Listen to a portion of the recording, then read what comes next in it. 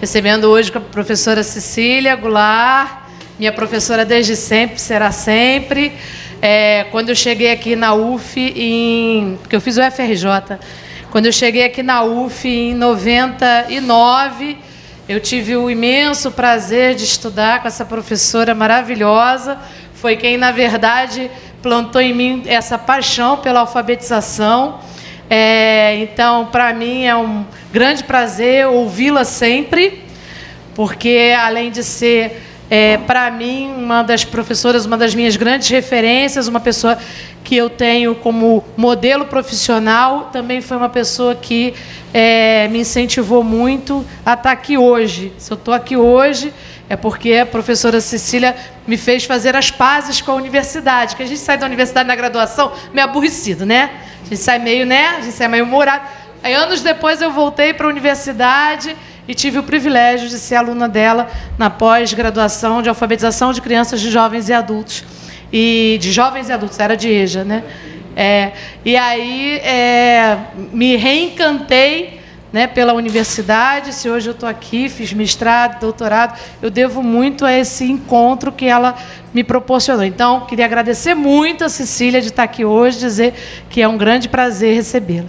Tá bom? Obrigada a vocês também, que é sempre um grande prazer recebê-los também. Tá certo?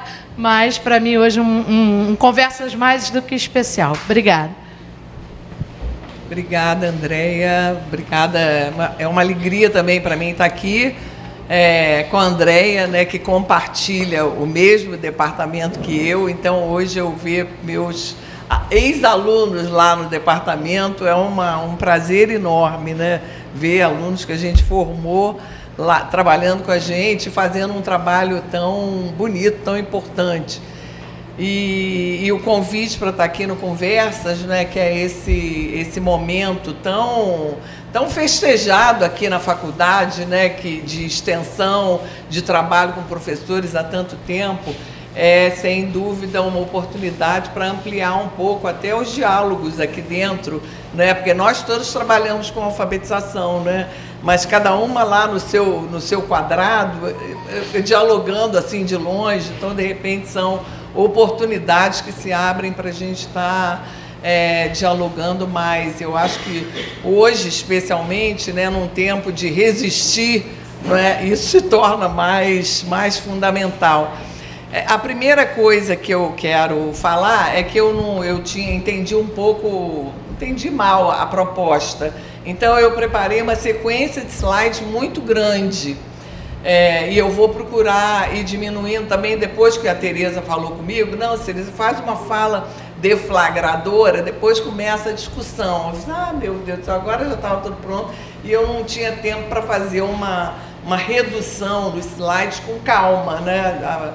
Então, eu deixei os slides do jeito que eles estavam e eu mesma vou agora fazendo uma redução, mas eu espero que vocês tenham paciência.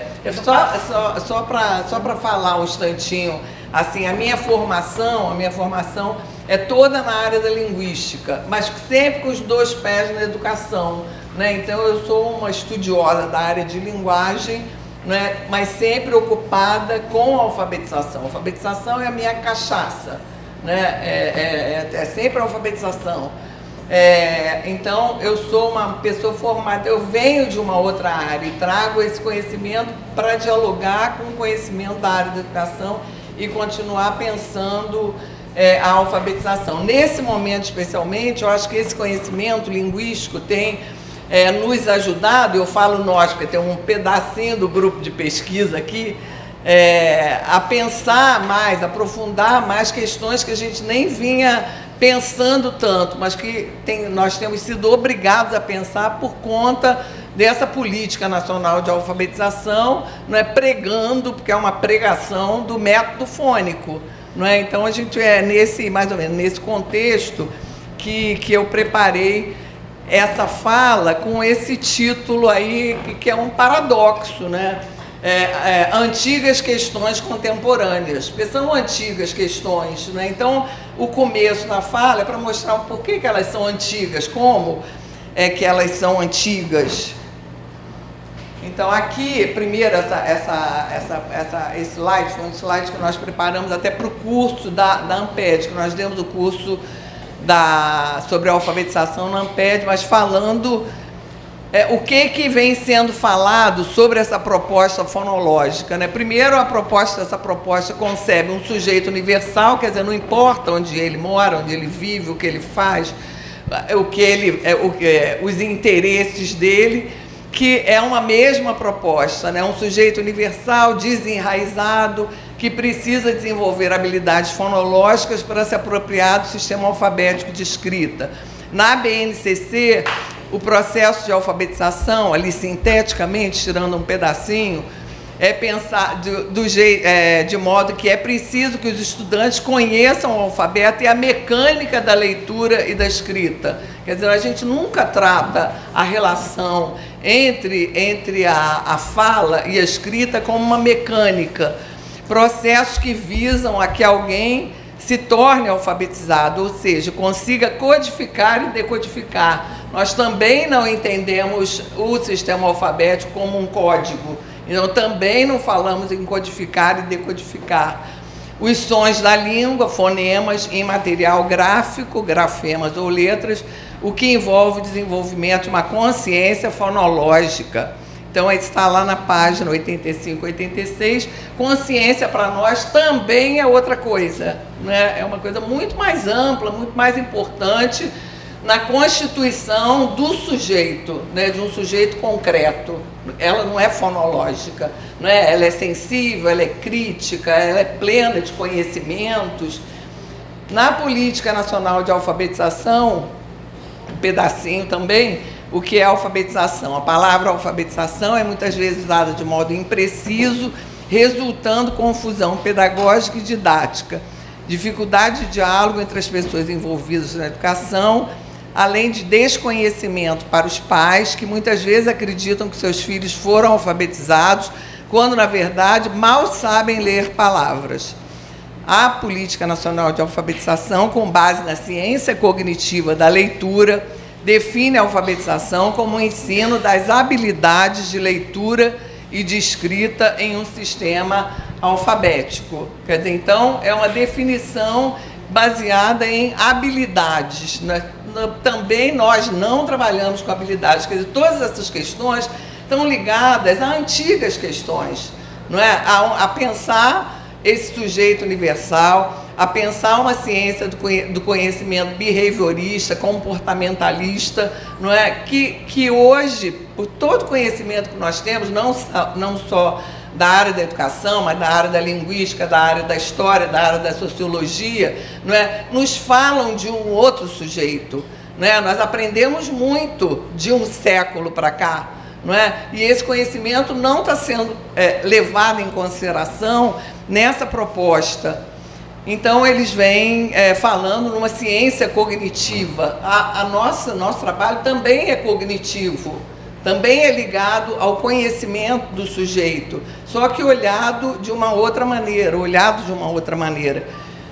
E os especialistas, aqui nós trouxemos o Luiz Carlos Faria da Silva, que é professor da Universidade Estadual de Maringá, que também fala, do ponto de vista operacional, alfabetizar no primeiro ano do ensino fundamental, ensinar explicitamente o princípio alfabético e as regras de decodificação e de codificação que concretizam o princípio alfabético na variante escrita da língua para habilitar a criança à leitura e soletração de palavras escritas à razão de 60 a 80 palavras por minuto, com tolerância de, no máximo, 5% de erro na leitura. Não é? Então, essa é a definição do professor. Aqui nós temos, estou dando um salto para trás, do professor Hilário Ribeiro, que é o primeiro autor brasileiro de um método fônico, 1880. Quer dizer, isso que está sendo apregoado como uma coisa nova, na verdade, vem lá de trás. E por que vem lá de trás? Porque naquela época os estudos linguísticos analisavam as unidades mínimas da língua. Foi uma época de muito estudo sobre fonemas, fones, e outras unidades mínimas da língua, sememas, que são as partículas mínimas de significado, sílabas e palavras, não é? Então, toda essa parte começou a ser esquartejada quase lá na virada do século XIX para o século XVIII. Um interesse enorme em entender a língua nessa decomposição, nessa compreensão dessa decomposição.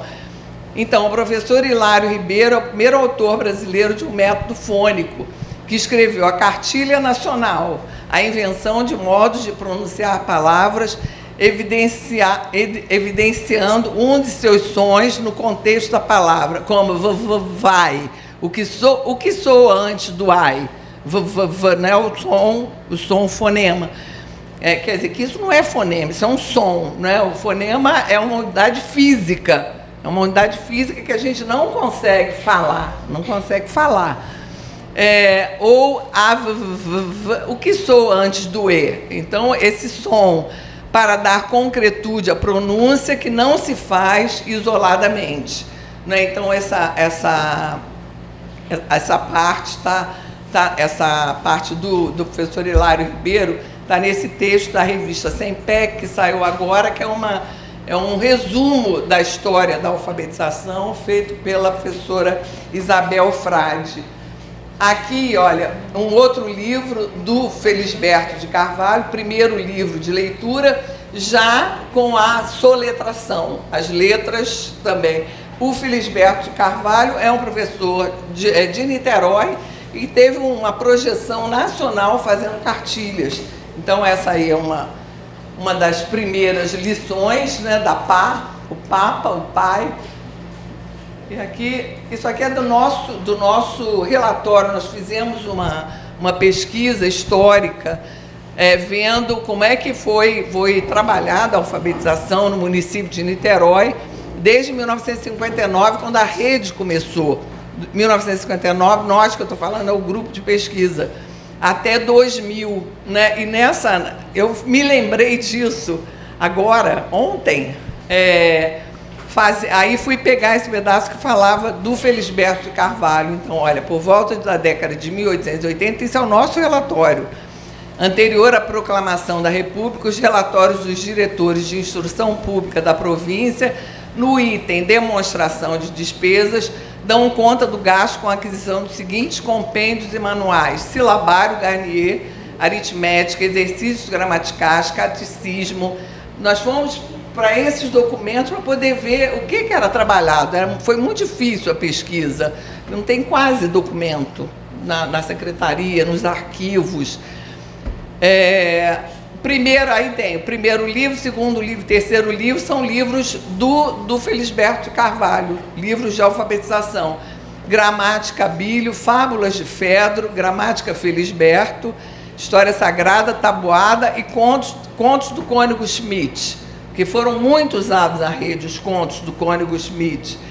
A Gramática Felisberto, bem como o primeiro, segundo e terceiro livro, são de autoria do Felisberto de Carvalho, nascido em Niterói, que foi considerado um grande educador aqui da época e foi uma das pessoas que fez cartilha. Eu não vou aprofundar isso não, mas eu achei interessante me lembrar disso do Felisberto de Carvalho lá na história da alfabetização.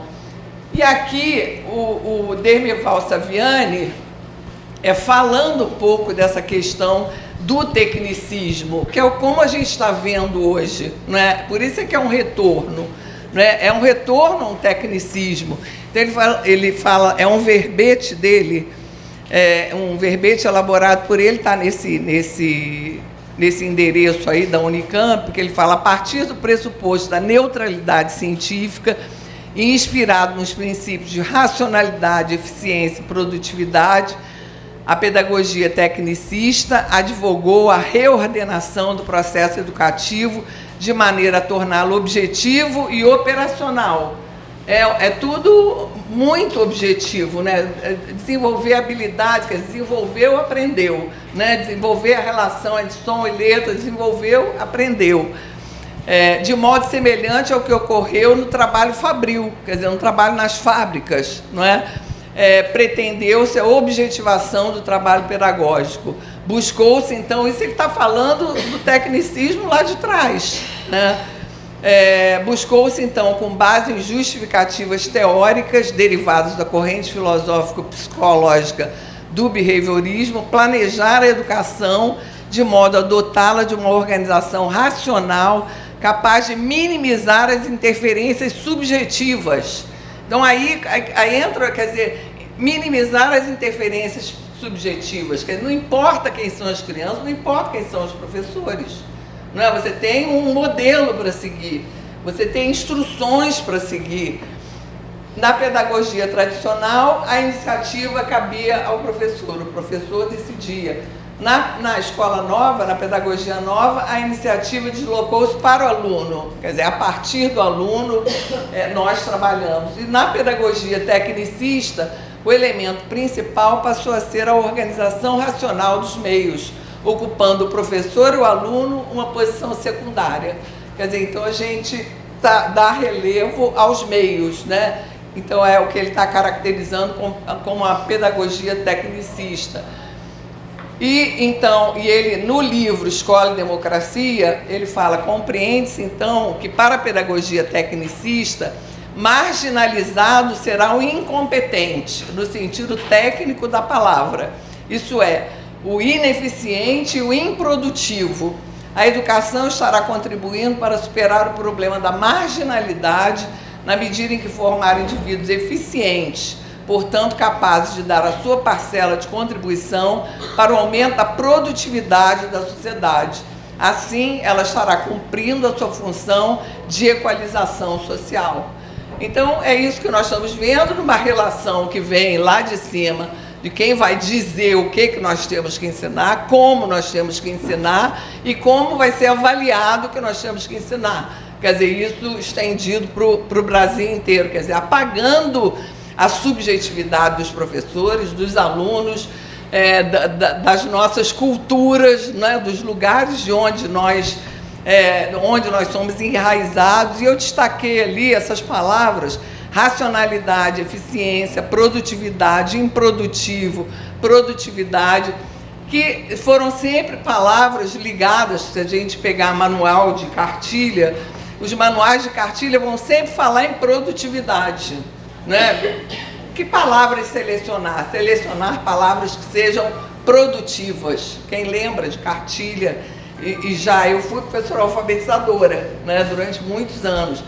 Então, a produtividade é uma característica, né, é um fator de seleção de palavras, né, de forma que você, combinando aqueles pedacinhos, as sílabas, você chegue a um número grande de palavras, né? Então, essa produtividade que está sendo destacada, ela também não está sendo destacada à toa.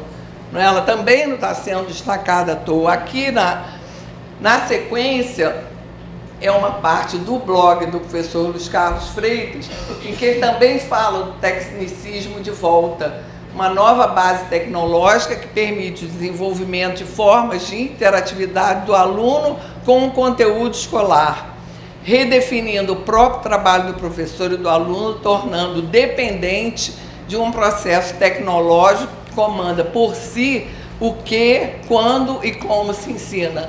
Quer dizer, muito desse trabalho de ensino está sendo pensado online, está sendo pensado à distância, não é, para muitos níveis de ensino.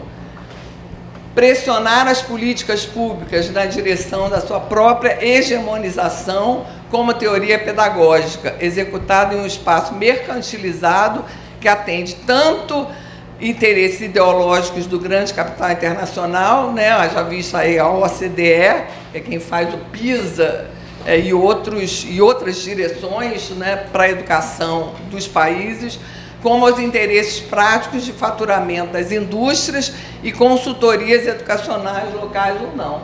Quer dizer, sempre quem esteve na porta do MEC, não é, agora está dentro do MEC. Não é? O João Batista, o pessoal do Instituto Ayrton Senna, está todo mundo lá para vender as suas apostilas, vender essa tecnologia toda, que está muito bem pensada como uma ciência cognitiva, como uma teoria das evidências, como se o que nós fazemos não tivesse evidência, não tivesse todo um trabalho em que as pessoas se alfabetizam com qualidade, não é? Se alfabetizam com crítica. Então, formar indivíduos eficientes, portanto, capazes de dar a sua parcela de contribuição para o aumento da produtividade da sociedade. O negócio é ter uma sociedade produtiva, pessoas produtivas, crianças produtivas. Assim, ela estará cumprindo sua função de equalização social. A educação é atingida pela privatização em todos os níveis, no processo de ensino e na gestão da escola, por um lado, e de outro, por uma onda conservadora que se expressa muito bem no projeto de retirada de autonomia do professor, como escola sem partido, né? Retirando a autonomia do professor. São faces de um mesmo processo. Volta a fazer esse tecnicismo, né? Volta fazendo uso de novos, alguns nem tão novos, desenvolvimentos científicos da psicologia, da neurociência, da administração, da informação. Eles estão usando essas legendas, não é? Como marcas, né? Ah, não, nós estamos trabalhando com a neurociência. Ah, não, nós estamos trabalhando com a psicologia. Como se nada disso fosse trabalhado. Reinserido em uma nova proposta de política educacional que potencializa seu poder de penetração no sistema público de ensino pela via da accountability meritocrática, quer dizer, ganha quem sabe mais, ganha quem pode mais, quem faz mais, e da privatização. Então, é lá do blog do Freitas, quer dizer, o Saviani e o Freitas, quer dizer, o Saviani falando lá atrás e o Freitas falando hoje, né? Quer dizer, por isso é que eu falei das antigas questões contemporâneas, a gente está retornando, né? Então, a negação de avanços no conhecimento de muitas áreas. Quer dizer, toda essa parte, pelo menos no que diz respeito à alfabetização, não é? Nós lá no século passado, né? Nós sabíamos muito menos do que nós sabemos hoje. Se nós pensarmos do ponto de vista da pedagogia e da linguística, não é? De meados do século passado para cá, nós tivemos um upgrade muito grande em relação a considerar um outro sujeito, a ver um sujeito vivo, um sujeito que pertence ao mundo e que se faz no mundo, se constitui nesse mundo, dialoga com esse mundo. Quer dizer, cada um de nós é esse sujeito, cada um dos nossos alunos é esse sujeito também, e que ele é desconsiderado nessas outras propostas. Então, aqui a relevância, né, destacar a relevância política da proposta de alfabetização, de qualquer proposta de alfabetização, que ela tem que estar ligada a um projeto de sociedade. Quer dizer, que sociedade que nós queremos, né? Que sociedade, que relação entre as pessoas nós queremos, né? Como é que nós queremos olhar uns para os outros? Isso tem que começar em cada sala nossa, né? Porque é o nosso trabalho cotidiano, tem a ver com a nossa prática social. A prática social lá fora, a prática social aqui dentro, ela é a mesma, né? É uma relação entre sujeitos. Então, por isso que os métodos de ensino fazem grande diferença na constituição das subjetividades, porque eles se organizam com base nas relações de poder.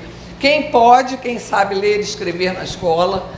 Quer dizer, que espaço eu dou para os meus alunos, né, escreverem também, decidirem também, né, fazerem propostas também. Né? Se eu estou querendo um sujeito crítico, eu preciso criar um ambiente que a crítica apareça, que a crítica aconteça. Quem ocupa o lugar de enunciador? Quem fala na sala? O que as atividades propostas das crianças fortalecem? Quem propõe, como propõe, por que propõe, para que propõe. Quer dizer, tudo isso está ligado a um projeto de sociedade, a um projeto de trabalho pedagógico também. Né? Quem faz, quem participa, quem tem voz, né? Quem tem espaço naquela sala, quem propõe. E aqui pensando, aí voltando, eu estou indo e vindo com o método fônico, isso aí é de uma coisa que aparece no Facebook e no Instagram, que é frases de crianças. Então essa daí é do Igor, de 4 anos. Ele fala: mãe, como é que escreve Joe? Joe. E ela pergunta: de que palavra? De videogame. Videogame. Ele quer escrever videogame. Quer dizer, como é que uma relação fônica de 1 para 1 não é como um código? Porque código é 1 para 1. Para ser código, para falar sério, código é 1 para 1. Uma relação biunívoca, não é? Como é que a gente dá conta de uma pergunta dessa de uma criança? Você manda ele calar a boca, não chegou a hora disso? Escreveu uma palavra em inglês, né? Então, só para a gente ir esquentando e pensando, como é que a gente vai dar conta? Como é que isso nos instiga a pensar em outras possibilidades de trabalho? E aqui tem uma parte da escrita que eu vou passar rápido, porque senão isso vai demorar muito. Em geral, a gente está acostumado a ver também uma história da escrita muito linear, né? Que ela começa lá com os pictogramas, vai para os ideogramas, depois a escrita alfabética, como se fosse um crescendo, né? E hoje nós temos muitos antropólogos que botam abaixo isso e dizem que a escrita foi inventada em lugares diferentes e houve um intercâmbio grande naquela época, as pessoas andavam muito pelo mundo, intercâmbio entre os povos, né? E as escritas foram se modificando, pelo menos nesses 4 lugares: Mesopotâmia, Egito, China e América Central.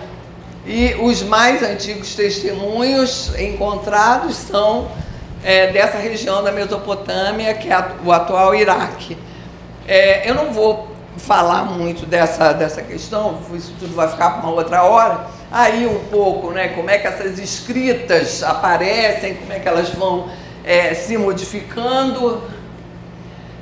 Aqui as origens, hoje ainda nós temos diferentes tipos de escrita e as origens são diferentes, quer dizer, a gente tem escritas alfabéticas como a nossa, mas tem escritas ideográficas, não é?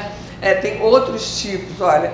No início, cada figura representava um objeto. Desenhar um peixe para dizer peixe, ou representação de um pé, significando andar, ir ou viagem, é o que chamamos de pictografia. O significado deriva diretamente da figura que o representa. É um sistema figurativo. O alfabeto é uma invenção que parte de uma outra ideia. Representar não a coisa em si, mas o som. O alfabeto é uma tentativa de desenhar o som da língua, é uma tentativa que até um determinado momento consegue, né? Mas depois de um determinado momento não dá conta mais, não dá conta, né? Então hoje nós temos um sistema alfabético que é atravessado por ideogramas, é atravessado pelo sistema de numeração, pelos desenhos. Tudo isso entra na nossa escrita, aspas, alfabética. Então, o resultado da decomposição da camada sonora das palavras em sílabas ou fonemas, o som das letras, se a gente pode falar isso, cada letra representa um fonema ou mais de um. O C, por exemplo, pode ter o som de que, como em casa. O que eu faço aqui?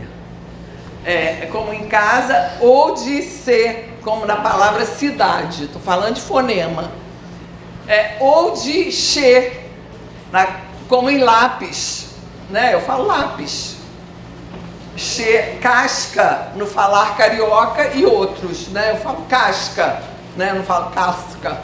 Não falo, se vocês me virem falar assim, alguma coisa é errada, né? Porque eu não falo assim. Então, o nosso alfabeto se baseia no latim e descende do grego. O grego, por sua vez, é derivado do fenício. Então, foi havendo cruzamentos, não é? Cruzamentos. E tudo isso trouxe uma grande inovação.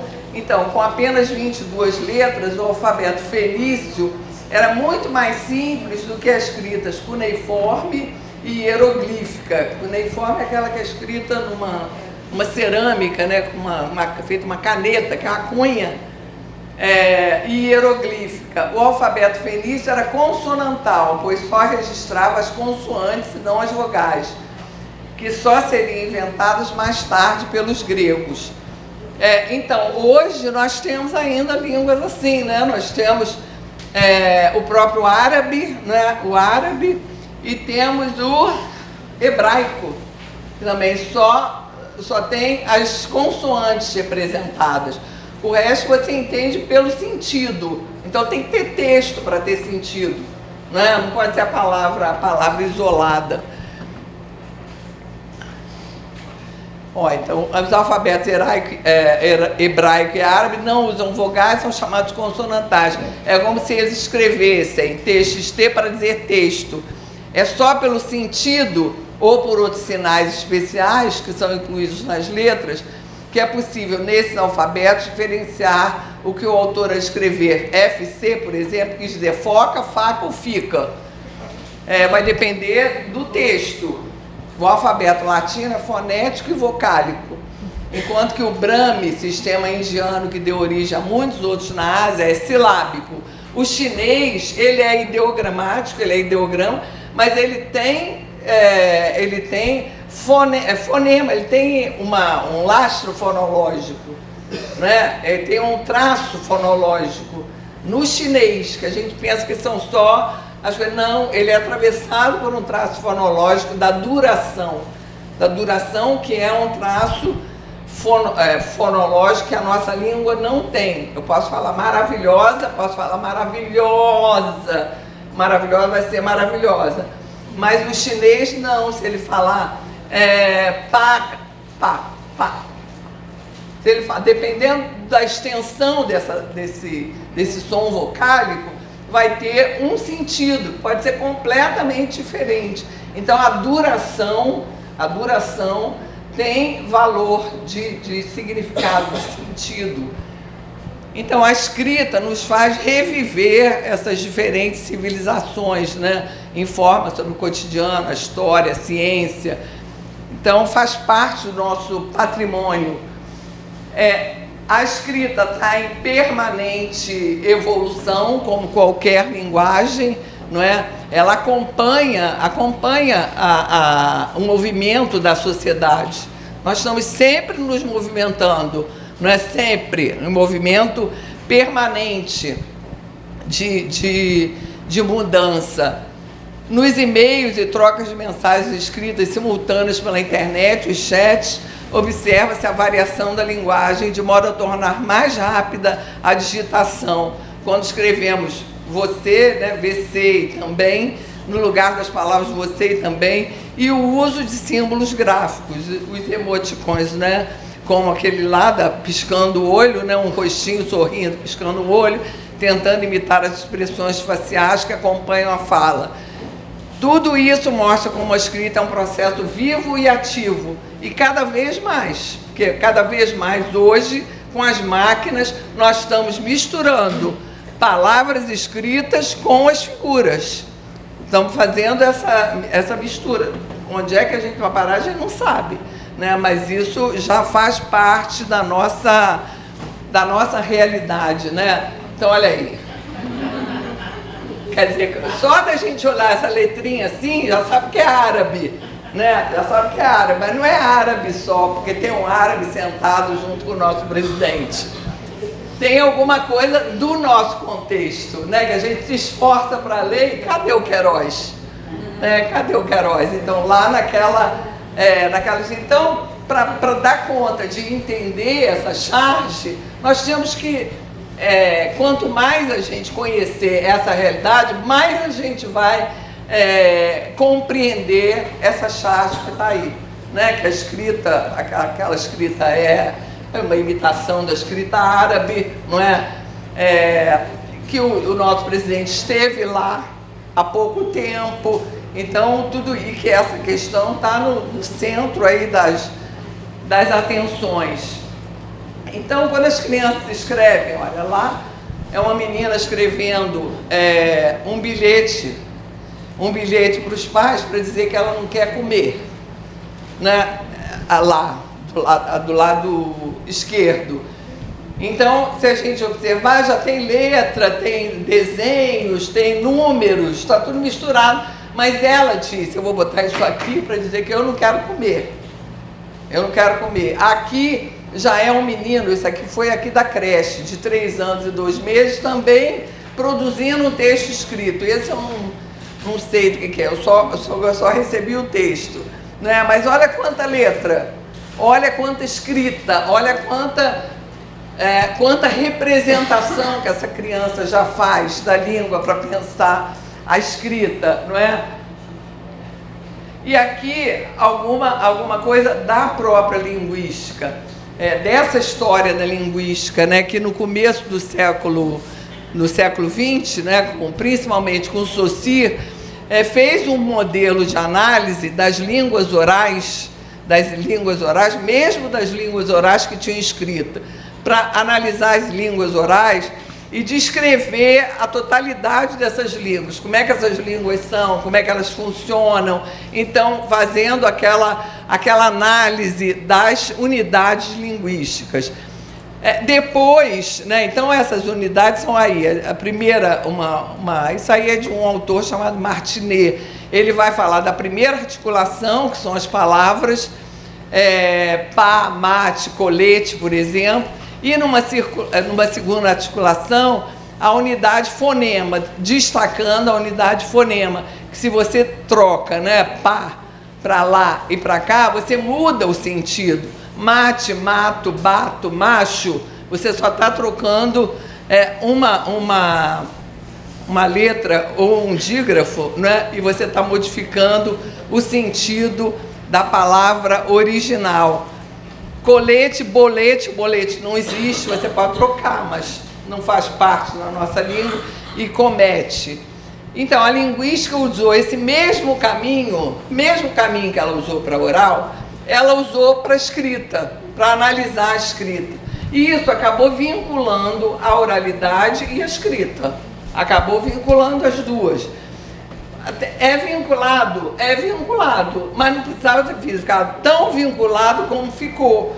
Não é tão vinculado como ficou. Então, a linguística utilizou esse caminho para descrever. O grafema foi definido por sua referência ao fonema, ao som da camada sonora da fala. Então, a escrita é submetida pela linguística a uma análise que é fundada na função simbólica, uma análise endógena, uma análise de dentro da estrutura linguística, e define a unidade elementar da escrita a partir da oralidade. Então, isso se tornou de uma forma tão pregnante, não é, que para nós que trabalhamos com educação, o que passou foi isso, foi a relação entre sons e letras. E isso passou a ser uma marca forte das nossas cartilhas. Já era e se fortaleceu de outras maneiras. Então, em consequência, o grafema, né, que é a letra, o que representa o som, encontra a sua razão de ser em sua correspondência com o fonema. E a descrição da língua fica, portanto, na dependência da descrição da oralidade. A gente vinculou essas coisas. Elas têm vínculo, elas começam com esse vínculo. Mas depois elas vão se separando e as crianças vão mostrar isso para nós também, de alguma forma. Então, aqui são mais algumas informações sobre a questão da escrita. A escrita não se restringe às línguas alfabéticas, então tem muitas outras línguas, não é, que não são alfabéticas e que também tem que ensinar as crianças a se alfabetizarem. Isso não é mais fácil nem mais difícil. O que é mais fácil é o que faz sentido para nós. O que faz sentido para nós é mais fácil. Pertence a vários usuários disseminados no planeta e instaura diferentes relações com a oralidade, a escrita ideográfica, que é a chinesa, a escrita consonântica, que é a árabe e a hebraica, ou uma escrita arcaica, que chama lineará, que até hoje não foi decifrada. A escrita e a fala participam de maneira própria da cultura de diferentes grupos sociais. Elas não participam da mesma maneira. A escrita participa de uma maneira e a oralidade participa de outra na nossa vida social. O conhecimento da escrita diferencia profundamente as culturas letradas das culturas apenas orais. As culturas apenas orais não são pobres, elas são ricas, elas têm cultura, elas têm literatura, elas têm outras formas de expressão diferentes, não é? A gente só vai considerar que elas são pobres se nós tivermos a visão etnocêntrica. Não, é a escrita que é importante aqui na nossa sociedade. Isso não é verdade. Ela tem um valor hoje jurídico enorme, o que dá um valor enorme a ela, né? Não adianta eu chegar no banco e falar assim, olha só, eu tenho conta aqui, por favor, você me dá R$100 que eu esqueci a minha carteira? Eu digo, mas quem é você? Eu digo, meu nome, sou Cecília Goulart. Eu disse, mas peraí, eu preciso de um documento seu. Aí começa. Enquanto eu não tiver uma prova de que eu sou eu, mas que o papel disser, não adianta a minha palavra, né? Então hoje o juridismo da escrita é muito forte e nós estamos todos submetidos a ele. Então essa invenção do alfabeto, então pelos gregos, introduziu na escrita uma nova relação com a oralidade. Né? Quer dizer, se tinha uma relação assim muito direta, passa a ter uma relação diferente. Não é? Os vínculos já existentes entre as palavras sonoras e as palavras gráficas se modificam, mas eles se modificam quando entram também ali na última parte, quando entram outros, são acrescidos, né, outras características à nossa escrita. Na Idade Média, então, a escrita contínua, sem espaçamento, né, é introduzido o conceito de palavra. Pode entrar, tem lugar ali, ó. O conceito de palavra, não tinha conceito de palavra, a escrita era contínua. Não é? Por uma questão até de compreensão, foi introduzido o espaçamento, as marcas sem vínculos com sons, principalmente o espaço em branco, mas também a letra minúscula, a pontuação, os traços ideográficos que caracterizam a escrita alfabética. Então, a letra maiúscula e letra minúscula é marca ideográfica na escrita alfabética. O espaço que a gente diz, esse espaço não é nada, tem que botar espaço. Não, esse espaço faz sentido, ele tem sentido na nossa escrita, ele tem valor significativo. O espaço branco sozinho reduziu profundamente o isomorfismo entre a matéria sonora e a matéria escrita. Uma língua escrita que integra o espaço em branco não é mais fonográfica. Não é? Então a gente vê as crianças, algumas crianças têm mais, outras menos, dificuldade de saber onde que fica o espaço em branco, não é? Onde fica por várias questões, parecem questões morfológicas, né? Elas juntam todos os artigos, ou juntam todas as preposições aos nomes e outros, mas agora não é hora de falar disso. Então aí nessa discussão, não é? Quando a gente leva em conta apenas as unidades em correspondência, na oralidade e na escrita, você retira o valor da prosódia, do tom apreciativo, né? Do modo como eu falo. O modo como eu falo, quer dizer, os acentos também dão sentido à minha fala, o gênero do discurso. Então, se eu falar, ó, parede amarela, né? Escrito, olha lá. Se eu falar, já fica diferente. Mas na leitura, né? Parede amarela e pare de amar ela. Vida privada e vida privada. Então, é o espaço em branco que dá sentido. O espaço branco, em branco, ele tem valor semântico na escrita. Ele não está ali à toa, não é? A mãe do menino está toda lambuzada, a mão do menino está toda lambuzada. Bastou trocar uma letra e eu mudo o sentido da frase inteira. A rosa caiu na calçada, a rosa caiu na calçada. É só a letra maiúscula que eu entendo. Um é a flor e o outro é a rosa. A rosa que está ali caiu no chão, né? A nossa colega. Né? Então, é só essa diferença.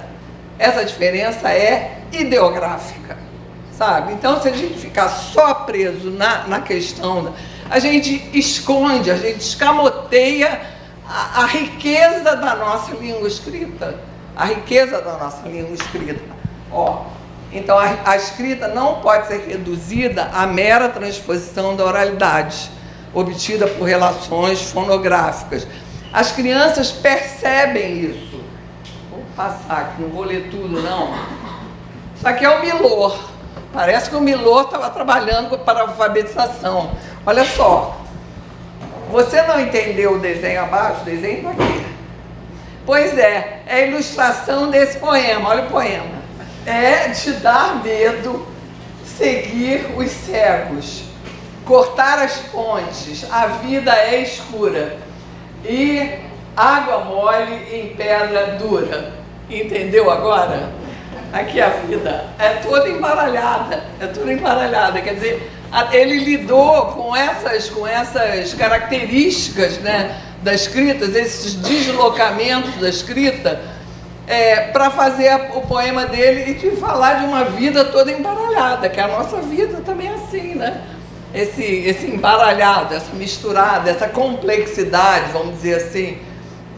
Então, é de dar medo seguir os cegos, né? Seguir com C, os cegos com S, seguir os cegos, cortar as pontes, a vida é escura, né? Então, o A, verbo haver, outro A, que é uma frequente confusão, e água mole em pedra dura. Entendeu agora? Então, lidando com essas questões que nós estamos trabalhando, quer dizer, ele é capaz de formar, de fazer arte com isso, não é? Com essas marcas da escrita. Ó, uma criança escrevendo, a professora tinha contado a história dos 3 porquinhos e pediu crianças que estavam começando 6 anos, entrando no primeiro ano de alfabetização, mês de março, que eles escrevessem a parte que eles tivessem gostado mais da história dos 3 porquinhos. Olha, que depois a gente pedia para ler. Lê para mim, qual foi a parte que você mais gostou? Quando ele estava fazendo a casa de tijolo. Então, uma criança, essa criança não sabe nada ainda, ela sabe um montão de coisa, ela já sabe que se escreve da esquerda para a direita, de cima para baixo, ela já sabe que tem espaço entre as palavras, não é? Isso é importantíssimo, mas é uma criança que não está sendo alfabetizada com o método tradicional, ela está tendo espaço para ela pensar como é que é escrita. E tem uma professora, um professor que fazem boas intervenções para provocar essa criança. Aqui, olha o Marcos Vinícius. Olha o Marcos Vinícius, era a época da Copa do Mundo e a professora pediu, depois de falar, já tinham feito a escalação dos times, quem ia jogar com quem, ela aproveitava para trabalhar um pouco a questão da matemática, com a tabela da Copa do Mundo, e pediu que as crianças escrevessem uma mensagem de coragem para a seleção que ia jogar. Então, o Marcos Vinícius escreveu: vamos, seleção, faz muitos gols para que você ganhe troféu. Olha lá, tem acento, tem tio, tem vírgula. Ele está ligadão na escrita. Quem é que diz que ele não está ligadão na escrita? Né? Ele está ligado na escrita, ele está aprendendo, ele também já sabe uma opção de coisas, né? Um menino que morava lá em Benfica, o pai era soldado e a mãe vendia bananada na rua, sabe? Dessa turma, era uma turma misturada, uma turma que tinha crianças de várias classes sociais. O mesmo Marcos Vinícius, ó. Um ano e pouco depois, eles tinham feito um projeto sobre as aves, até que a culminância do projeto foi que as crianças escrevessem o que eles tinham aprendido sobre as aves. Olha lá, aves. As aves originaram-se dos répteis, as aves têm penas, elas nascem dos ovos, elas avoam. Quer dizer, a gente deve ler sempre o texto com o sentido da criança. Elas voam, elas têm ossos ocos, elas têm bico no lugar de dente. Olha, o Marcos Vinícius, escrevendo aí, não é, uma escrita já bastante consistente, quer dizer, um texto científico, né, o embrião de um relatório sobre aves para uma criança de 6, 7 anos, né, o que ele aprendeu, né, então, usando já o pronome oblíquo, né, as aves originaram-se dos répteis, as aves têm penas. Se a gente fosse aqui fazer uma análise, a gente ia ver como é que eles oscilam, em alguns momentos escrevem uma mesma coisa de um jeito, outra vez de outra.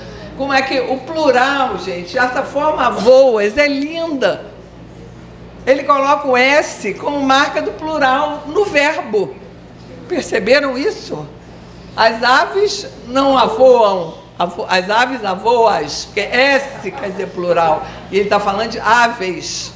Agora, a gente só vê isso se a gente tiver olhos para ver e tiver conhecimento. Não, ele não está fazendo isso de erro bobo. Não é erro bobo. Ele está fazendo isso porque ele está pensando. Ele está pensando. Aqui são outras crianças, ó, escrevendo também sobre as aves. Outros textos.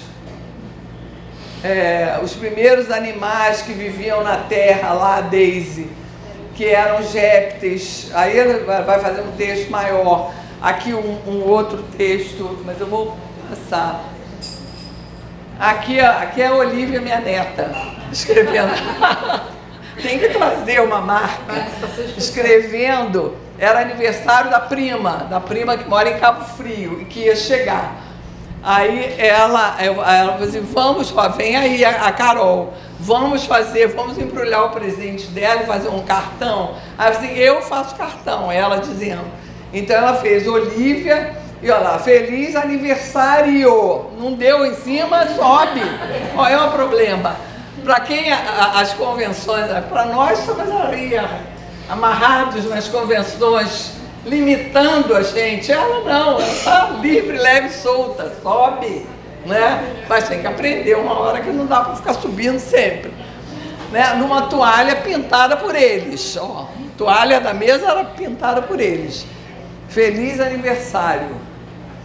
E aí os textos, as cartilhas, né? A diferença que a gente vê, né? Quer dizer, como é que eles prendem, né? Quer dizer, você quer dizer que eles não aprendem? Eles aprendem. Não estou dizendo que eles não aprendem, eles aprendem, não é?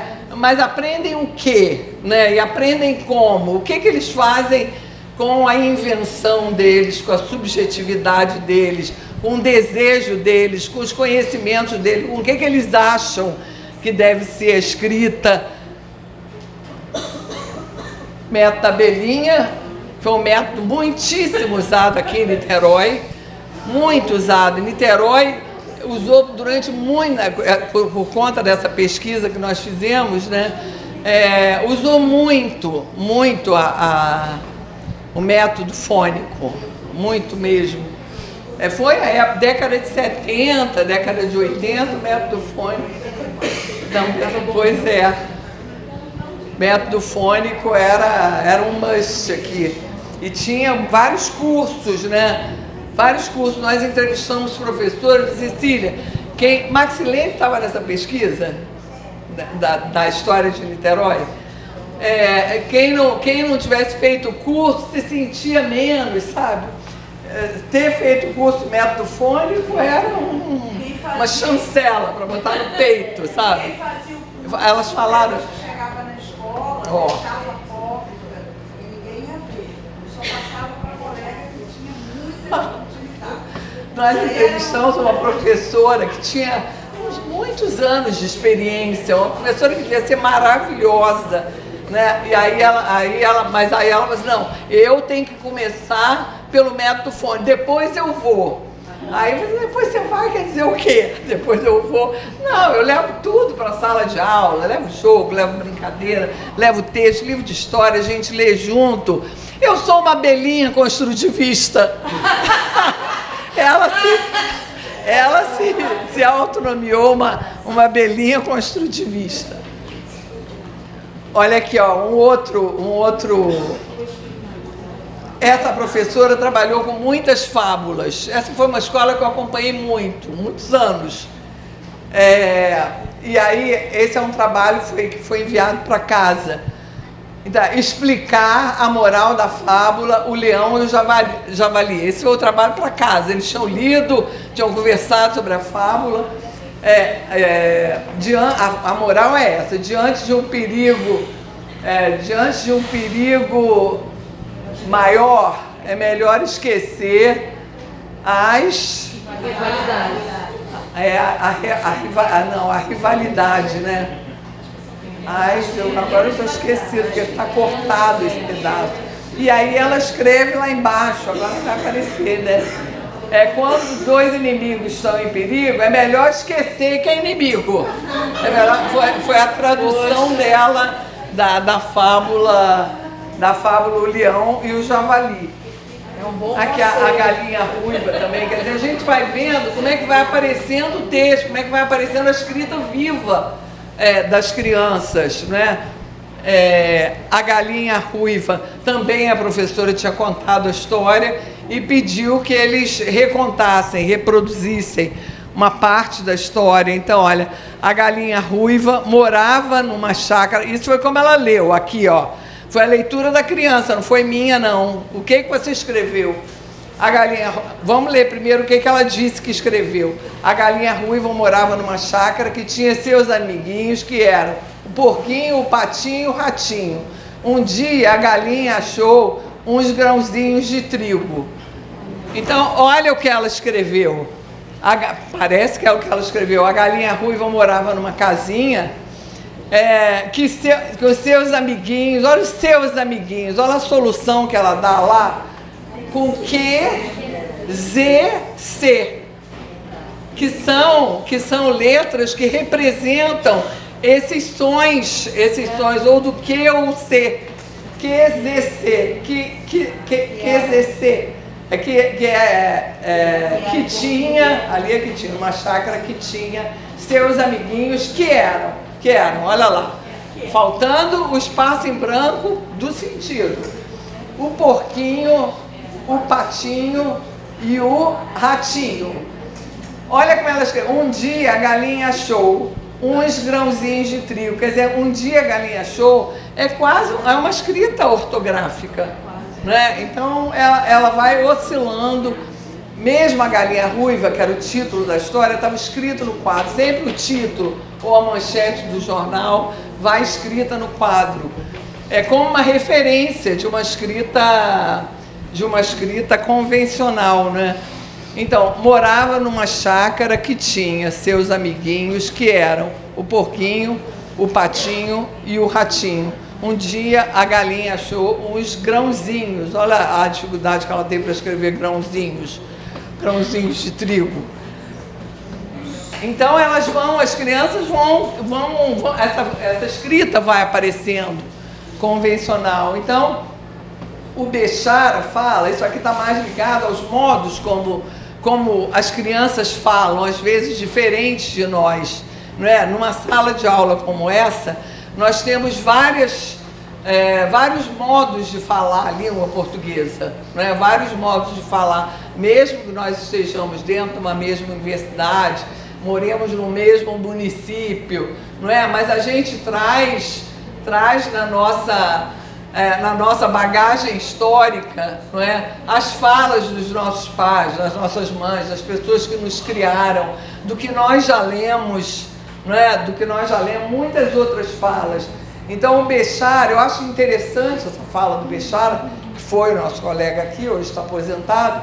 As crianças se constituem no interior de muitas redes de conhecimentos que interagem com as redes de conhecimentos escolares. A democratização do ensino consiste em que o professor não acastele o seu aluno na língua culta, pensando que só a língua culta é a maneira que ele tem para se expressar. Nem tampouco aquele professor populista que acha que a língua deve ser livre e, portanto, o aluno deve falar a língua gostosa e saborosa do povo, como dizia Manuel Bandeira. Não, o professor deve fazer com que o aluno aprenda o maior número de usos possíveis e que o aluno saiba escolher e saiba eleger as formas exemplares para os momentos de maior necessidade, em que ele tenha que se expressar com responsabilidade cultural, política, social, artística, etc. E isso fazendo, o professor transforma o aluno num poliglota dentro da própria língua. Quer dizer, você saber onde você pode falar. E aí, cara, pode chegar aqui, né, para André, eu posso até falar com ela isso lá embaixo, mas chegar aqui na sala e virar, então eu tenho que saber como é que eu lido, como é que eu me relaciono com as pessoas. E isso envolve o conhecimento de várias formas de falar. Então, muitas vezes a escola está priorizando o ensino gramatical, mas não trabalha, não trabalha com os usos sociais da língua. Por que a gente pode falar uma coisa num lugar e não deve falar no outro? Como é que a gente se dirige para um grupo, como é que a gente se dirige para outro? E aqui, essa parte aqui é do Museu do Amanhã. Eu acho aquela foto linda, das crianças tirando um selfie, olha lá. Acho que as crianças fazem, com o chinelo deles. É linda, né? Então, essa aqui é do Museu do Amanhã, uma foto que eu tirei. Como queremos ir? Nossas ações, por menores que pareçam, são capazes de mudar o mundo. Se eu mudo o mundo de alguém, eu estou mudando o mundo, sabe? Se eu estou levando aquela pessoa a pensar que ela pode, coisas que ela nunca pensou que ela poderia, eu estou mudando o mundo, Então, nossas ações, por menores que pareçam, são capazes de mudar o mundo. A cada momento fazemos escolhas sobre nossos modos de vida. Se nos conectarmos com um planeta e uns com os outros, seremos uma ponte para um futuro sustentável.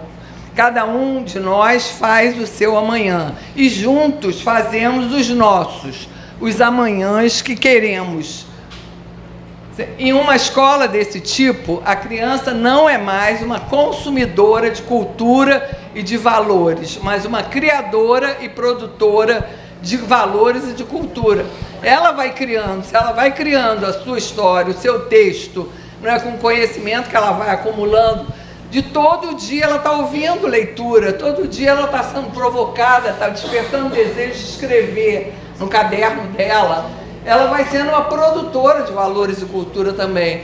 E uma classe preenchida com a vida das crianças, para que suas histórias e suas vozes sejam conhecidas e enriquecidas no diálogo e na descoberta de outras histórias, que as crianças também se disponham a ouvir outras histórias, a saber de outras histórias.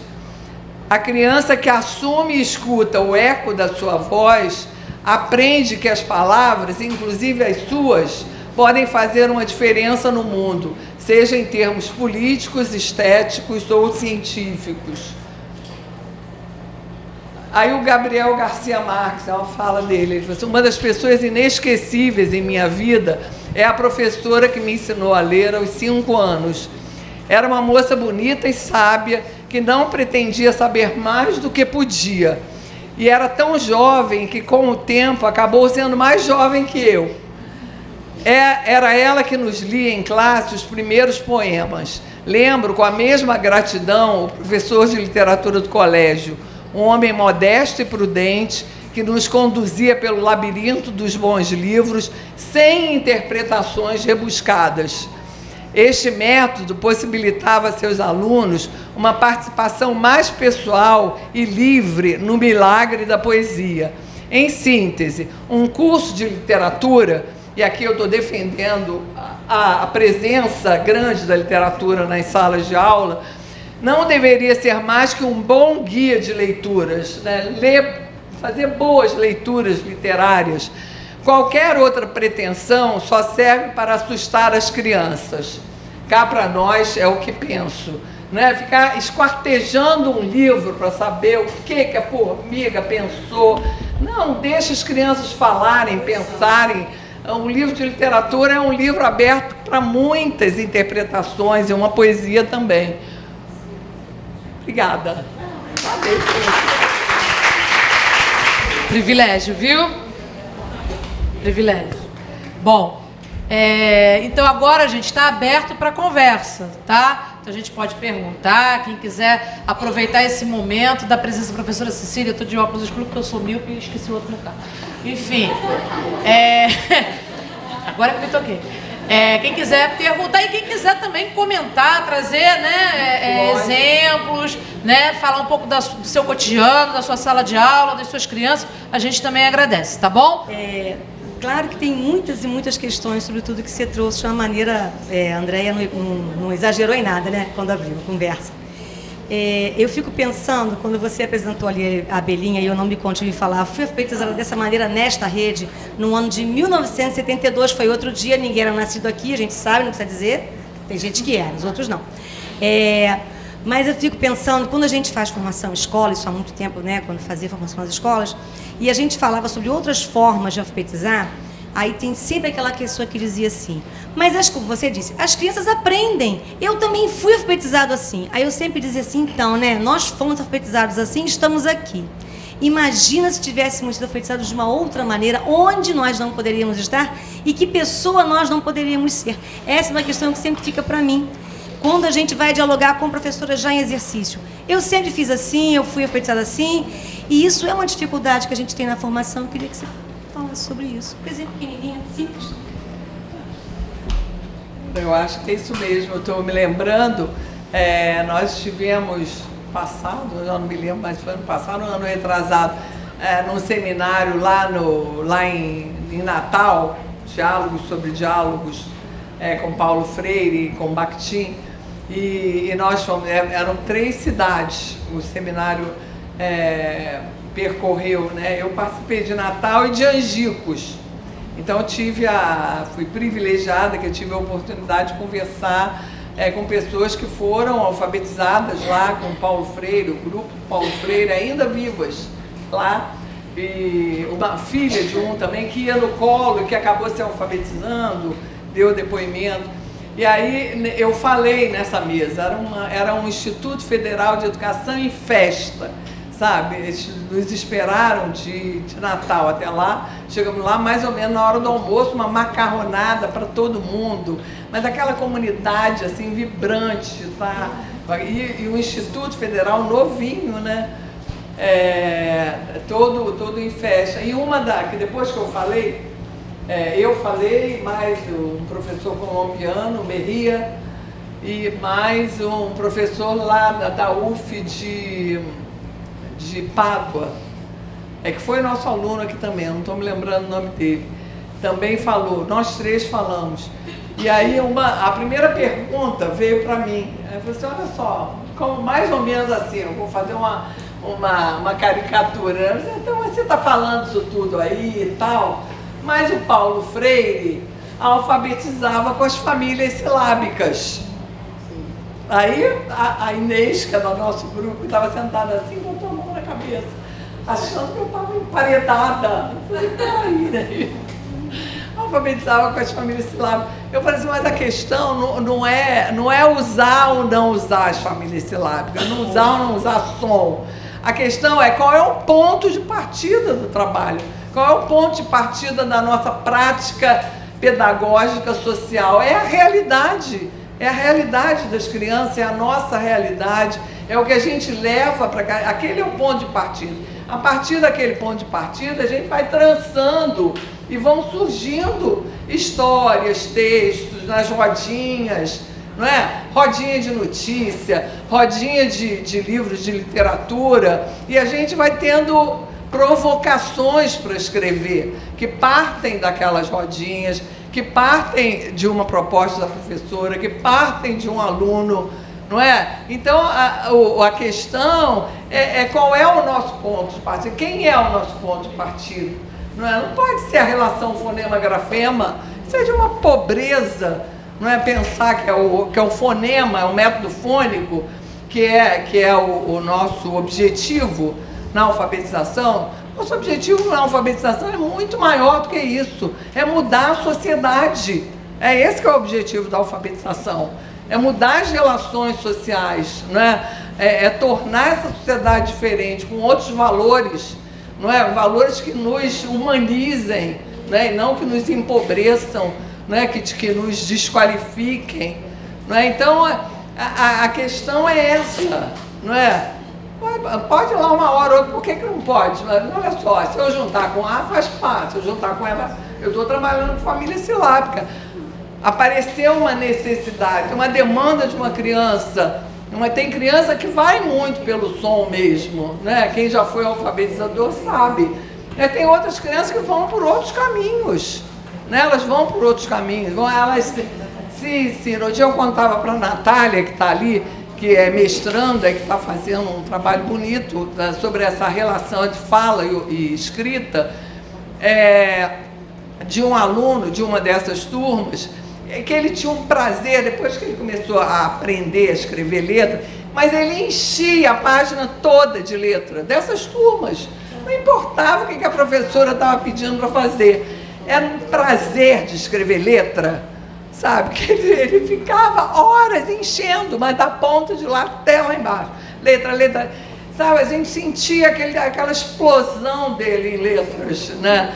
Daqui a pouco ele saiu disso e começou a procurar outras formas de usar aquelas letras, né? Mas entender esses caminhos, entender esses momentos, entender essas subjetividades, né? No fundo. Primeiramente, boa noite.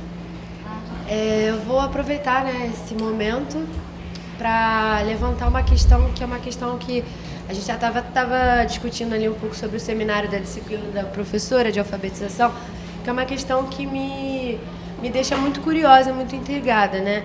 Que é o diálogo entre essas novas tecnologias, né, e o acesso mais recente das crianças, né, com, enfim, as ferramentas e textos e múltiplas linguagens, estímulos e alfabetização que a gente, né, discute aqui, em aquisição, letramento e aquisição de escrita de fato. Se existe algum tipo de ensaio ou um estudo que você reflita, você, avó, enfim, com família, que você observe, porque eu acho que é uma curiosidade, assim, que vai ser cada vez mais constante, né? Quando a gente estiver em sala de aula e, bom, ano após ano, isso vai evoluir cada vez mais, esse acesso das crianças, né? E essas ferramentas também na educação. Acho que eles vão cada vez mais começar a hibridizar, né, as escritas, como nós também. Nós já vamos hibridizando as nossas escritas com esses emojis, com essas coisas. É sobre isso que você está falando, né? Porque a escrita em si, né? Quer dizer, hoje, se você pega um teclado é o reflexo disso que eu estava falando, né? O teclado tem todas as letras, tem todos os ideogramas, acento circunflexo, acento grave, acento agudo, tio, hífen, tudo isso é ideograma, tudo isso é espaço, o espaço está lá marcado, né? Então é uma síntese, né, do que nós precisamos para escrever. E ao lado desses caracteres todos, né, que são escritos, você tem também outras possibilidades, que são esses desenhos, né? Hoje as figurinhas, que agora estão uma febre de figurinha, né? Quer dizer, se misturando com a escrita. Quer dizer, a tendência é que isso vá modificando a escrita. De alguma forma, da mesma forma como um dia o espaço em branco, a letra maiúscula, letra minúscula e os ideogramas de acentuação, de pontuação, né? Pontuação também, né? Aquilo não tem valor alfabético nenhum, aquilo é um valor de sentido, ideogramático, né? Tudo isso foi modificando, então provavelmente outras mudanças virão. Agora, quais são? A gente não sabe, né? O que a gente sabe é que a gente também não pode usar sempre esses emojis, essas coisas com todo mundo, dependendo para quem, né? Para que nós estamos escrevendo, nós vamos poder usar ou não usar, né? Usar ou não usar. Ontem eu escrevi uma declaração para uma aluna, não cabia botar nenhum coraçãozinho na declaração, assim, não tenho a menor ideia de para quem faz aquela declaração, né? Quer dizer, sei que é para alguém da Secretaria Municipal de Educação do Rio, Mas então ali não cabe nada, né? Só coube a escrita, né? A escrita alfabética com esses ideogramas todos, né? E o sistema de numeração que está misturado com a escrita. E está no teclado também. Ele é muito misturado, então é muito natural que as crianças misturem letra com número no começo, né? Para elas aquilo tudo faz parte de uma mesma novidade, né? Mas depois eles vão aprendendo que são dois sistemas com características muito diferentes, né? O sistema de numeração, ele é ideográfico, né? Um número representa uma quantidade, né? Ele não é alfabético, não é fonológico. E ele vem do árabe, então ele é da esquerda, da direita para a esquerda, né? Unidade, dezena, centena. A escrita é da esquerda para a direita. Então são dois sistemas que têm características diferentes. Um é ideogramático e o outro é alfabético. E as crianças, ninguém pensa nisso na hora que ensina, não é? Acha que é tudo muito fácil e não é não. É muito complexo. Eles estão aprendendo dois sistemas com características muito diferentes, né? Não é à toa que as crianças têm dificuldade de fazer a conta de lá para cá. Faz a conta daqui para lá, né? Daqui para lá, como a escrita, né? Porque ela não compreendeu a lógica de um outro sistema, né? A lógica de um outro sistema. Então são muitas questões. As crianças estão lidando com uma complexidade enorme e tem condição de lidar. É isso que a gente tem que pensar. As crianças mostram que elas conseguem lidar com a complexidade. Nós é que estamos preocupados, né? Preocupados com a complexidade, achando que a criança ela vai dar conta, ela vai dando conta se tiver alguém que vá junto, vá provocando, vá marcando, ela aqui não dá para ser isso por causa disso, né? Então tem que ter alguém que acompanhe, que oriente, que instigue as crianças, né? Não é sem professor, não, é com o professor, né? Que a gente aprende, com alguém que sabe mais do que a gente, né? Que possa orientar, né? Que possa levar boas provocações, bons textos para nós, né? E pedir que eles levem também, provocar também, se vê ali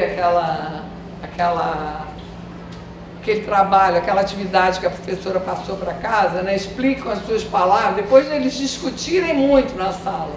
A tarefa de casa foi explicar com as palavras, cada um, com as suas palavras, o que a moral da história, né? Essa professora trabalha muito bem propondo alguns enigmas matemáticos, né? Aí depois pede para as crianças irem no quadro e dizer como é que você resolveu essa situação.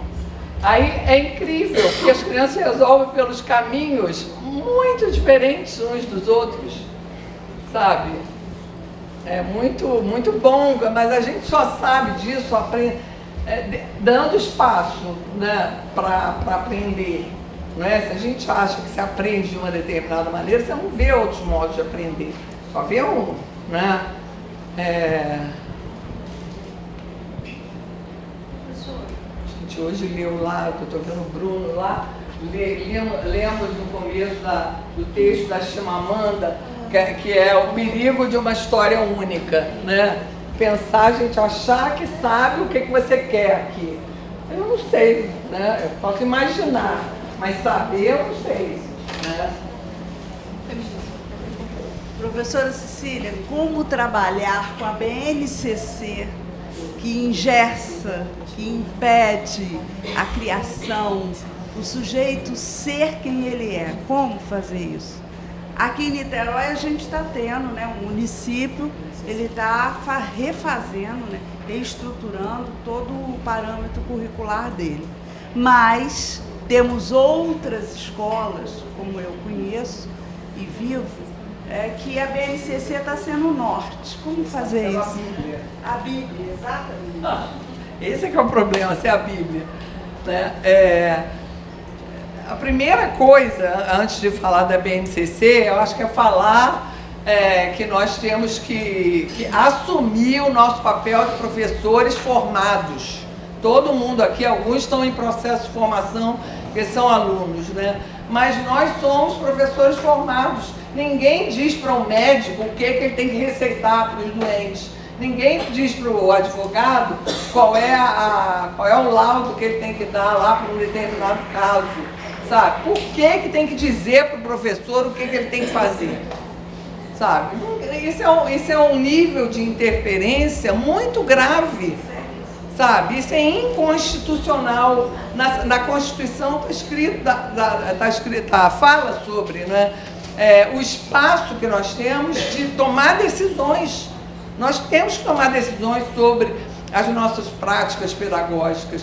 Como as nossas práticas são práticas sociais, não é? Como nós temos aprendido cada vez mais da importância dos movimentos interativos, que os professores se reúnam para discutir determinadas questões, determinados encaminhamentos, o que vão trabalhar naquele semestre, ou compartilhar a experiência.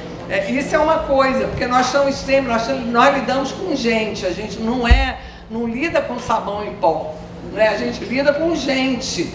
Então, gente precisa a gente está se formando sempre, a gente está se humanizando sempre, se constituindo sempre, uns com os outros. Mas não é porque eu não sei, né? E aí esses pacotões vêm como se os professores não soubessem. Isso é que a gente tem que reagir, sabe? A BNCC é uma delas, né? Quer dizer, eu acho que a gente tem que dizer que conhece a BNCC, mas eu acho melhor fazer assim. O que você vai fazer? Você vai seguir uma cartilha, se livra de uma cartilha e adota outra, não é? Eu acho que as crianças, mesmo que devem vir, né, as tais provas, né, essas provas de larga escala, né, essas crianças, elas são safas, elas dão soluções que a gente nem imagina para as coisas. Então, mesmo que venham essas provas estereotipadas, porque são provas estereotipadas, né, eles conseguem responder. Não tem que treinar a criança para fazer prova. Isso é um absurdo, treinar a criança para fazer prova, não é? Mas a gente já tem a Prefeitura do Rio de Janeiro de cartilha. Porque lá já... Para a educação infantil, pois a gente está tendo que reagir, não é? Que agir contra muita coisa, não é? Para preservar, eu acho que para preservar... resistir. É o quê? Para resistir. Ah, para existir. Resistir.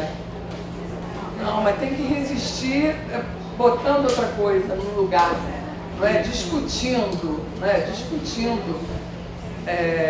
Ou então fazendo o que você acha melhor dentro da sua sala de aula. Você tem autonomia, cada um de nós tem autonomia dentro da sala de aula, sabe? Eu sei que é difícil, sabe? Mas a gente tem a gente tem garantia constitucional. Eu tinha alguns trechos da Constituição que eu ia trazer, mas já ficava coisa demais, né? Garantia constitucional de deliberar sobre o que é melhor para nós fazermos, nós trabalharmos, a nossa seleção, né? Eu acho que muita coisa tem que ser comum, mas comum num determinado espaço, não é? Eu acho que as secretarias, elas têm as suas funções, o MEC tem as suas funções, mas as funções não são essas, sabe? Não são essas de botar um cabresto na gente, nas crianças, sabe? Isso não é função, sabe? Isso é outra coisa, né? Até porque eu acho que a gente já falei no outro conversa, eu vou falar de novo, né? Até porque eu acho que a gente tem que ter essa clareza, e já lá no Paulo Freire ele já nos apontava a favor do que e contra o que, a favor de quem e contra quem. Então, assim, eu tenho um documento oficial, eu tenho uma diretriz da prefeitura, mas eu também tenho autonomia intelectual para pensar e falar assim, peraí, mas isso aqui está a favor ou está contra meu aluno? Isso aqui está a favor ou está contra a minha prática pedagógica, né? Eu acho que a gente precisa estar o tempo todo bastante atenta a isso, né? Vários pacotes. Eu estava na Prefeitura do Rio de Janeiro, por exemplo, quando comprou o tal do Se Liga, da Ayrton Senna, né? Para trabalhar com meninos de turmas de progressão, quer dizer, aquela turma de defasagem e seriedade, uns moleques 13, 14 anos, com um histórico de 10 anos na escola, e chega um pacote do Se Liga, né? Com uma cartilha infantilizada, com exercícios bobos, né? E aí as professoras foram lá, fizeram curso, né? Porque tem sempre curso de formação. Aí vai lá, faz curso, não sei o quê. E aí quando a professora entra na sala de aula, era assim: você vai falar isso e os alunos vão responder isso. Aí ela olhou assim: como assim eles vão responder isso? Eles não vão responder isso, né? Eles vão responder muitas outras coisas, menos isso. Então assim, professor que está lá na prática, que vê a história daquele aluno, olha no olho daquele aluno, pega aquela cartilha e vai para a sala de aula eu vou aplicar isso aqui porque a secretaria está mandando. E ele sabe no íntimo do coração dele que aquilo não vai dar certo, que ele vai perder mais um ano na vida daquele menino, que vai ser um gasto de material, um gasto absurdo, porque a gente via no Diário Oficial quanto que saía de dinheiro público para Ayrton Senna, né? Para comprar o material e para fazer o cursinho de capacitação dos professores, que na verdade não tinha respaldo nenhum. E no final é o seguinte: o resultado era o mesmo que a gente mais ou menos conseguia, que era aquela coisa: esses aqui eu consigo, esses aqui eles pegavam e botavam estatística no site, tá, e o resto que não conseguiu, devolvia para a rede, do mesmo jeito, entendeu? Então era uma farsa, sabe? E aí a gente tem que também ter a ética profissional, dizer: eu vou compactuar com isso, apesar de toda a minha formação, apesar de tudo que eu estudei, eu vou compactuar com isso, ou eu não vou compactuar com isso, né? Muitas vezes a gente precisa, e é claro que isso tem que ser também acordos coletivos, né, dentro da escola. A gente tem que procurar nossos parceiros dentro da escola para a gente dizer: não vamos compactuar com isso, porque isso não nos favorece, isso não favorece meu aluno, né? Então acho que a gente precisa realmente discutir essa questão da autonomia, da nossa autoridade docente e desse nosso espaço, né, dentro da escola, sempre pensando nisso. A favor de quem? A favor do quê? Que eu estou ali dentro daquela escola, né? Boa noite, meu nome é Priscila. A senhora falou da sua experiência de ainda entrevistar alunos vivos do Paulo Freire. E aí, pensando hoje, como a senhora também falou, que estão voltando a uma alfabetização tecnicista e como isso vai afetar a nossa sociedade ao longo do tempo, né? Que a gente também vê que algumas alfabetizações, por ser tecnicista, eu acho que é uma ideia do Estado exatamente isso, de que se tenha cada vez mais analfabetos funcionais para exatamente conseguir manter essa vida política que está se mantendo. Então, se tem como a senhora falar um pouquinho mais da sua experiência com esses alunos, como que foi esse contato com os alunos que foram do Paulo Freire, como é que foi isso, como é que a gente consegue ainda trazer essa reflexão para atualmente? Eu estive lá participando desse seminário, né? E houve uma mesa de depoimentos, eles bem idosos. Uma parte foi até publicada na nossa revista Movimento. Assim que eu cheguei, né, eu escrevi, aí o pessoal falou: não, vamos publicar na revista Movimento. Eu falei um pouco do que foi a experiência de estar lá em Angicos e ouvindo essas pessoas, né? E do método que eu sei é o que está aplicado. E ele trabalhava mesmo com famílias silábicas, né? Jorge está aí, que trabalha com EJA, trabalhou com toda essa produção, né, do Paulo Freire. Ele trabalhava, mas a questão não era, isso era só um meio, né? O fim era outro, né? O fim era outro, quer dizer, a concepção de alfabetização era outra, a alfabetização como prática de liberdade mesmo, como é o título de um dos livros dele, né? Como prática de liberdade. Se é alfabetização como prática de liberdade, a gente tem que começar a viver aqui e agora, sabe? Aqui e agora, não tem outro lugar para a gente começar. Cada um vai começar no seu espaço, né? De atuação, de resistência. não é, de existência, não é? Quanto tempo que a gente passa dentro dos locais onde nós trabalhamos, né, com os nossos alunos, com os nossos pares. Quer dizer, esse é o nosso local de luta, sabe? A gente vai para a rua de vez em quando, mas é aqui agora, é todo dia, na eleição que vai ter aqui, sabe? É na eleição que está acontecendo na AMPED, é nesses movimentos, né? É essa participação, são princípios, né? O que nos orienta são princípios, né? Princípios de organização social, né? Princípios políticos de organização social, princípios políticos de convivência social, de respeito, de responsabilidade. Né? Quer dizer, eu me torno responsável na medida em que eu estou aqui, que eu estou te respondendo. Né? Então, cada um se responsabilizar. Você se responsabiliza pela sua pergunta, eu me responsabilizo pela minha resposta. E isso vai se multiplicando na medida da nossa aula como um acontecimento, como alguma coisa que a cada dia ela se começa, se reinicia, né, com as nossas falas, com os nossos textos, com as nossas rodas, como faz a Luciana, né? Mas é um movimento, e esse movimento não para nunca, né? Quer dizer, não é o método fônico que vai parar o nosso movimento, ele não para o nosso movimento, né? Porque se a gente não quiser que ele pare, não para o nosso movimento, a gente vai continuar trabalhando, né? Continuar trabalhando dentro de princípios, né, dentro de uma concepção de mundo, dentro de uma concepção de alfabetização, de sociedade, sabe? É isso que eu posso te dizer. Mas não, eu não sei qual acho que é do ano passado a revista que saiu um depoimento sobre a experiência lá em Angicos, foi muito emocionante. E agora, ano que vem, a gente deve voltar de novo. Então, eu sou a professora Andréia. E aí a gente está aqui discutindo, pensando, isso me fez pensar a tua reflexão e o teu questionamento, assim, de que quando a gente se forma na faculdade de pedagogia, é exatamente isso que a gente tem, são os princípios, são os conceitos, são as concepções, mas não exatamente o modo como fazer, né? Então há um desespero muito grande assim dos formandos, no sentido de que, nossa, mas eu não tenho capacidade nenhuma, não tenho competência nenhuma para entrar numa sala de alfabetização, por exemplo, com esse conhecimento que eu tenho. A gente tem uma disciplina de alfabetização, a gente tem uma disciplina de ensino de língua portuguesa e só, e todas as outras fundamentações que a gente tem com as outras disciplinas. Então, às vezes, a gente se sente muito incapaz e, de fato, a gente vai ficar com essa sensação e vai ter que buscar conhecimento do como fazer, quer dizer, assim, é muito mais prático chegar numa escola.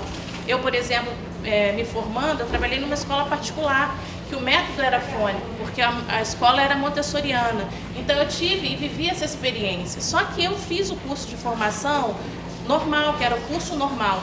Então eu saí do curso normal sabendo passo a passo do método global. Então assim, eu já tinha uma noção assim, de que caminhos eu poderia, mesmo dentro de um quadro de paradigmas conceituais tradicionais. E aí eu pensava, como romper com isso? Né? E muitas vezes os estudantes recém-formados, eles têm essa preocupação. E aí eu li, muito tempo depois de formada, o Educação como Prática de Liberdade, do Paulo Freire, que eu não li na universidade. E o livro Educação como Prática de Liberdade, ele no 4º e 5º capítulo, ele vai dando todo o depoimento dele sobre a prática do método dele. Quer dizer, de onde ele parte? Ele não parte da sílaba. Ele parte da discussão sobre a cultura, numa perspectiva antropológica, da questão das rodas de conversas sobre o universo vocabular. Quer dizer, então é um caminho que ali eu me senti, opa, então começa assim, como é que eu olho para você, como é que eu olho para você, como é que você olha para os seus alunos, como é que a gente se olha, né? Começa assim, né? Como é que eu espero coisas de vocês, eu espero coisas de mim, eu quero ouvir o que você quer, ouvir os seus desejos, saber que você é uma pessoa que tem sonho, que tem desejo como eu, então que aqui a gente pode trabalhar para ir construindo esse sonho junto, traçar propostas conjuntas, não é? Então o que a gente quer aprender, o que a gente vai aprender esse ano, não é? E o que a gente quer estudar, não é? Então, discutir essas coisas, conversar com os alunos sobre isso, né? Discutir temas, né? Que temas a gente vai priorizar, tudo isso, não precisa levar tudo pronto, não é? Não precisa levar tudo pronto, né? A partir daquilo que a gente vai decidindo, eu lembro de uma porção de coisas, o outro lembra de uma porção de coisas, então vamos tentar juntar aqui para começar a trabalhar, e dali vão sendo provocadas situações, e todo dia, leitura e escrita. Para a gente aprender a ler e escrever. Pequenas coisas, não precisa ser nada texto grande, não, mas ter. E se são crianças muito pequenas, ter uma caixa cheia de letras móveis. Cheia de letras móveis. Tá? Para eles brincarem, para eles começarem a escrever coisa engraçada. E aí, o que eu escrevi aqui? Você escreveu Trimojar. Aí, porque Trimojar não faz sentido nenhum, né? Mas foi isso que você escreveu. A gente começa a ver que, juntando aquelas letras, vai sair palavra, mas se ela existe ou não, né? E a gente provoca para escrever um nome, e aí vai. Eles vão, nesse movimento, vão aprendendo. Então, letras móveis são importantíssimas nesse começo de alfabetização, né? Essas letras que a gente compra numa sacola, né? Então, quer dizer, tem determinadas atividades, quer ensinar a ler e escrever, lê e escreve todo dia com eles. Com eles, né? Para eles, mas com eles também. Eles também podem, mesmo que eles ainda não saibam. Né? Primeiro a gente não sabe, depois a gente vai aprendendo. Obrigada. Foi ótimo, gente.